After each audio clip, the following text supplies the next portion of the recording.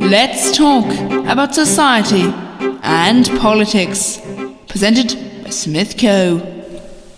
Hello and welcome back to Let's Talk About Society and Politics with Smith Co. So, today we'll be talking about the markers of culture. So there are multiple markers of culture. There are religion, language, ethnicity, amongst others. So, today we'll be talking about all three of them. So religion provides a system of beliefs, values, symbols, and rituals. In some cases, religion influences our choices with respect to clothing, food, and other aspects of daily life. Religion crosses national boundaries. The main world religions are Buddhism, Christianity, Hinduism, Islam, and Judaism. Some people do criticize other religions, which is problematic if you believe in one religion to criticize another. One could argue,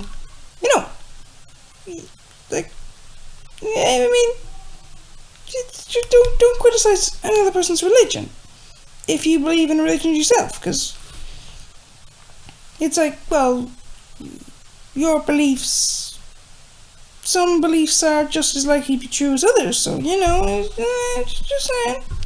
Don't question people's beliefs if you actually believe in something yourself, because it just makes you look a bit like a hypocrite. Anyway, next comes language. Traditionally, groups and societies have shared a common language. Language plays an important role in creating the cultural bonds and establishing boundaries with other linguistic groups. We use language to communicate with each other and to translate and transmit our heritage, our beliefs, customs, and traditions between generations. Examples of a dominant language cultures that cross national barriers include Arabic, which is present in multiple countries, English, which is the third most spoken language in the world, French, which is high up there, which I think it's, what that is, Mandarin, which is high up there as well, Russian, and Spanish. Now, Spanish, of course, is the second most spoken language in the world, and that is an example where you see that crosses multiple different countries, because Spain itself is not the second biggest country in the world on population, so you can see that's the situation. However, these languages do sometimes change.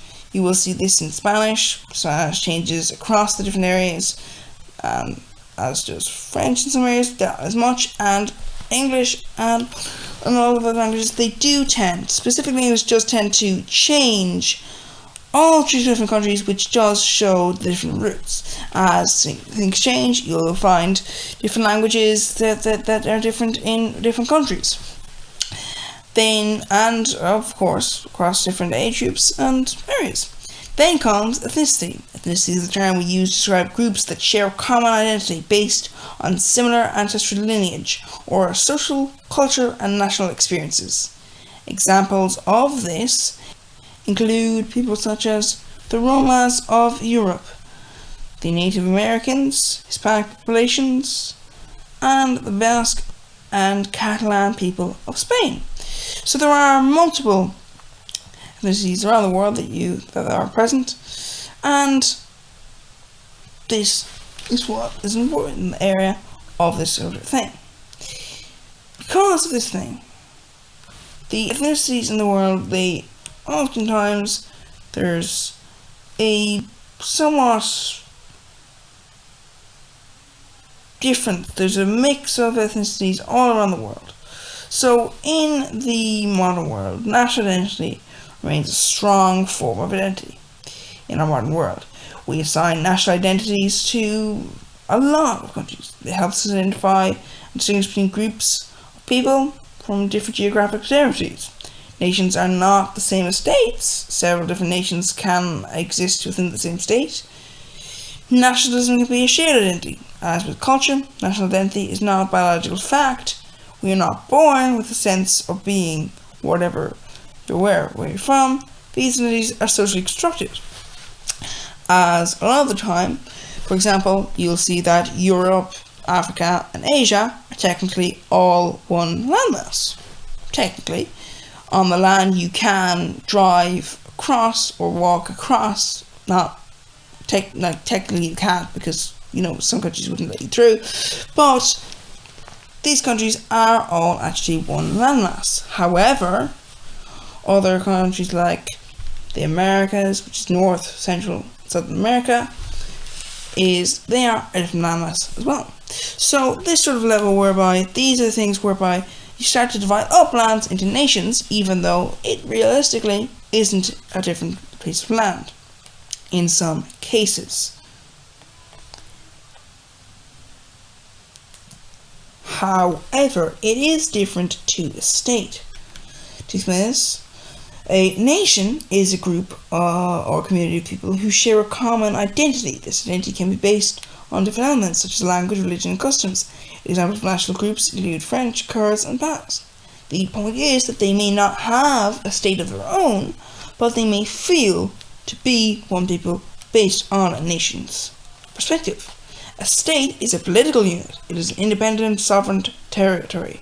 We normally use the term country to refer to a state. The United Nations currently recognizes over 200 states. Most states contain multiple nations or national groups. For example, the country or state of Northern Ireland contains 3 dominant national groups: Irish, British, and Northern Irish. The term nation-state refers to a situation where boundaries of a state and those of a nation are actually perfectly aligned. This rarely exists, however, which we can see present in many different areas of society, because states oftentimes have problems because, they're not exactly, because of political state, there can be problems in that respect. Who and what shapes our national identity? If national identity is something which is imagined or socially constructed, then who or what is it responsible for creating it? Where exactly do we get our sense of being part of a country or part of a group? In reinforcing norms and values in society and in getting us to act in certain ways, institutions also play a role in developing our sense of identity.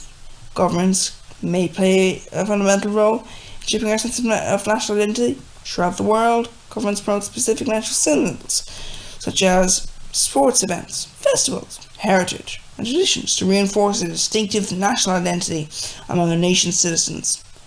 National days of commemoration and the educational system are 2 very important mechanisms through which government can promote and shape national identity of its people. However, this can also run into problems. Hopefully you'll join us next time when we'll be looking at other things. See you then. Thank you for listening to Let's Talk About Society and Politics.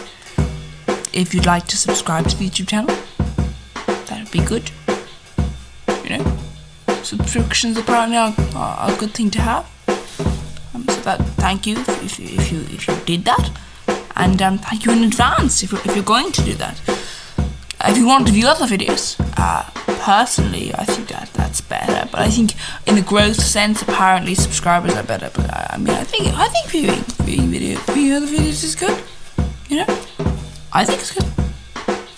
And thank you if you have viewed other videos. That's good. And if you're going to view other videos, once again, thanks.